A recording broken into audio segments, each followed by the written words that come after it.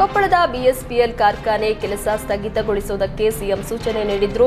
ಆದರೂ ಇದಕ್ಕೆ don't care ಅನ್ನದ ಡಿಸಿ ನಳಿನ್ ಅತುಲ್ ಕೆಲಸವನ್ನ ಮತ್ತೆ ಆರಂಭಿಸಿದ್ದಾರೆ. ಬಿಎಸ್ಪಿಎಲ್ ಕಾರ್ಖಾನೆ ಕೆಲಸ ಸ್ಥಗಿತಗೊಳಿಸಲು ಸಿಎಂ ತಮ್ಮ ಅಧಿಕೃತ ಟ್ವಿಟರ್ನಲ್ಲಿ ಮಾಹಿತಿಯನ್ನು ಹಂಚಿಕೊಂಡಿದ್ದಾರೆ. ಅಲ್ಲದೆ ಸಿಎಂ ಭೇಟಿಗೆ ಸಚಿವ ಶಿವರಾಜ ತಂಗಡಗಿ ಹೋಗಿದ್ದಾಗ ಫೋನ್ ಮೂಲಕವೂ ಕೊಪ್ಪಳ ಜಿಲ್ಲಾಧಿಕಾರಿ ಎಸ್ಪಿಗೆ ಸೂಚನೆ ನೀಡಿದ್ರು. ಆದರೂ ಇದಕ್ಕೆ ಕ್ಯಾರೆ ಎನ್ನದ ಜಿಲ್ಲಾಧಿಕಾರಿ ಕೆಲಸ ಮತ್ತೆ ಆರಂಭಿಸಿದ್ದಾರೆ.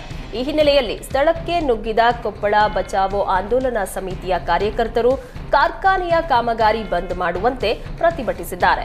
ಸಿಬ್ಬಂದಿ ಹಾಗೂ ಕಾರ್ಯಕರ್ತರ ಮಧ್ಯೆ ವಾಗ್ವಾದ ನಡೆದಿದ್ದು, ಬಿಎಸ್ಪಿಎಲ್ ಕಾರ್ಖಾನೆ ವಿರುದ್ಧ ಘೋಷಣೆ ಕೂಗಿ ಕಾರ್ಯಕರ್ತರು ಆಕ್ರೋಶ ಹೊರಹಾಕಿದ್ರು.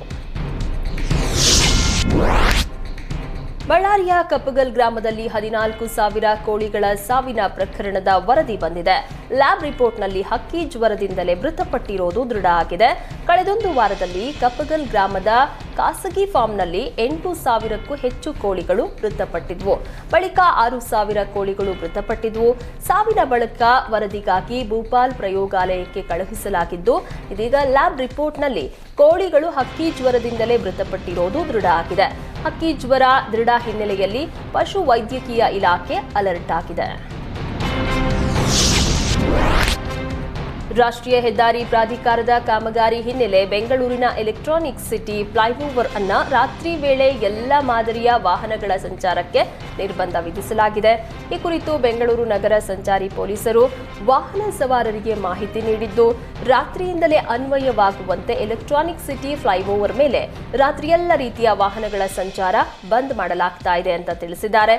ರಾತ್ರಿ 11ರಿಂದ ಬೆಳಗ್ಗೆ 6 ಗಂಟೆ ತನಕ ಫ್ಲೈಓವರ್ ಮೇಲೆ ಎಲ್ಲ ಮಾದರಿಯ ವಾಹನಗಳ ಸಂಚಾರ ಬಂದ್ ಮಾಡಲಾಗಿದೆ. ಮುಂದಿನ ಆದೇಶದವರೆಗೂ ಈ ವಾಹನ ಸಂಚಾರ ನಿರ್ಬಂಧ ಜಾರಿಯಲ್ಲಿರುತ್ತದೆ ಅಂತ ಪೊಲೀಸರು ಹೇಳಿದ್ದಾರೆ.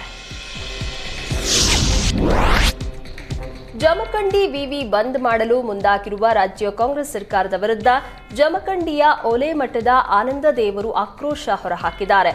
ಅನುದಾನ ನೆಪ ಹೇಳಿ ವಿವಿ ಮುಚ್ಚುತ್ತಾ ಇರುವ ನಿರ್ಧಾರಕ್ಕೆ ಖಂಡಿಸಿದ್ದಾರೆ.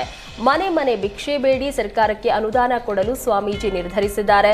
ಸರ್ಕಾರದ ಬಳಿ ಅನುದಾನ ನೀಡಲು ಹಣ ಇರದಿದ್ರೆ ಹೇಳಿ, ನಾವೇ ಮನೆ ಮನೆಗೆ ಹೋಗಿ ಭಿಕ್ಷೆ ಬೇಡಿ ಅನುದಾನವನ್ನ ತರ್ತೀವಿ ಅಂತ ಕಿಡಿಕಾರಿದ್ದಾರೆ. ಈ ಬಗ್ಗೆ ಜಮಖಂಡಿಯಲ್ಲಿ ಮಾತನಾಡಿರುವ ಜಮಖಂಡಿಯ ಓಲೆಮಠದ ಆನಂದದೇವರು, ಜಮಖಂಡಿಯಲ್ಲಿರುವ ಬಾಗಲಕೋಟೆ ವಿಶ್ವವಿದ್ಯಾಲಯ ರದ್ದು ಮಾಡಲು ಹೊರಟಿದ್ದು ಸರಿಯಲ್ಲ.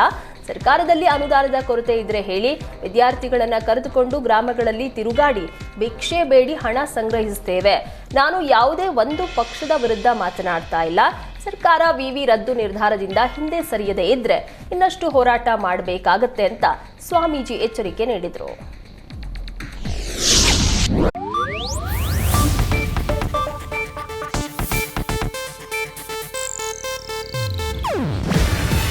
ಇದು ಏಷ್ಯಾನೆಟ್ ನ್ಯೂಸ್ ನೆಟ್ವರ್ಕ್ ಪ್ರಸ್ತುತಿ. ನೀವು ನೋಡ್ತಿದ್ದೀರಾ ಏಷ್ಯಾನೆಟ್ ಸುವರ್ಣ ನ್ಯೂಸ್.